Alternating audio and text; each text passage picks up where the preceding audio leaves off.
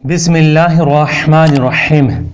ناظرین حضرات، آج کے احکام بہت مہم ہیں جو کہ چوہا، بلی، خرگوش، مچھر، مکھی کے احکام بیان کرنے جا رہے ہیں جو اکثر لوگوں کو یہ مسائل پیش آتے ہیں۔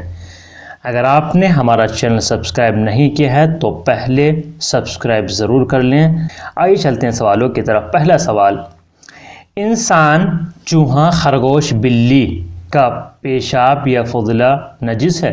جواب، مسئلہ نمبر 96 انسان اور ہر حرام گوشت حیوان جو خون جہندہ رکھتا ہو، یعنی خون جہندہ کیا؟ یعنی اگر اس کی رگ کو کاٹیں تو خون اچھل کر باہر آئے گا، اس کا پیشاب اور پاخانہ نجس ہے۔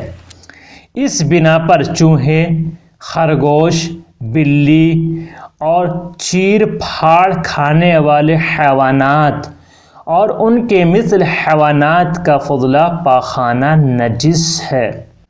دوسرا سوال، مچھلی، مچھر، مکھی کا بھی پیشاب و فضلہ نجس ہے؟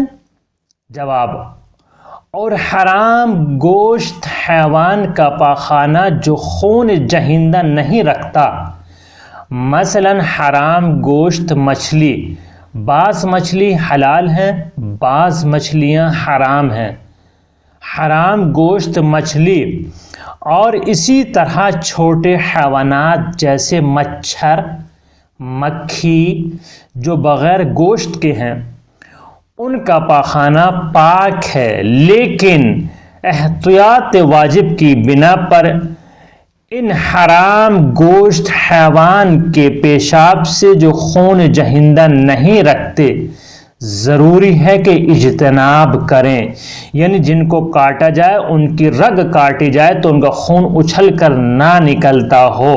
تیسرا سوال، اگر مچھر کا خون لباس پر لگ جائے تو نماز کا کیا حکم ہے؟ جواب، مسئلہ نمبر 796 اگر کوئی شخص اپنے بدن یا لباس میں خون دیکھے اور اسے یقین ہو کہ یہ نجس خون میں سے نہیں ہے، مثلا اسے یقین ہو کہ مچھر کا خون ہے، لیکن نماز پڑھنے کے بعد اسے پتہ چلے کہ یہ اس خون میں سے ہے جس کے ساتھ نماز نہیں پڑھی جا سکتی تو اس کی نماز صحیح ہے۔ چوتھا سوال، اگر کوئی مچھر کو خون پیتے وقت مار دے تو اس کا کیا حکم ہے؟ یعنی انسان کے بدن پر بیٹھا ہوا خون پی رہا ہے اور آپ اس کو مار دیں تو آیا وہ خون نجس ہے اور آپ کا بدن یا لباس نجس ہو جائے گا؟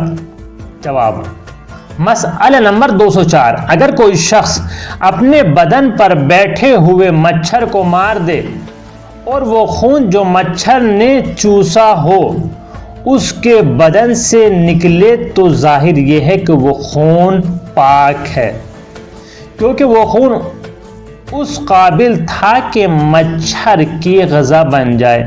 اگرچہ مچھر کے خون چوسنے اور مارے جانے کے درمیان وقفہ بہت کم ہو، لیکن احتیاط مستحب یہ ہے کہ اس خون سے اس حالت میں پرہیز کریں۔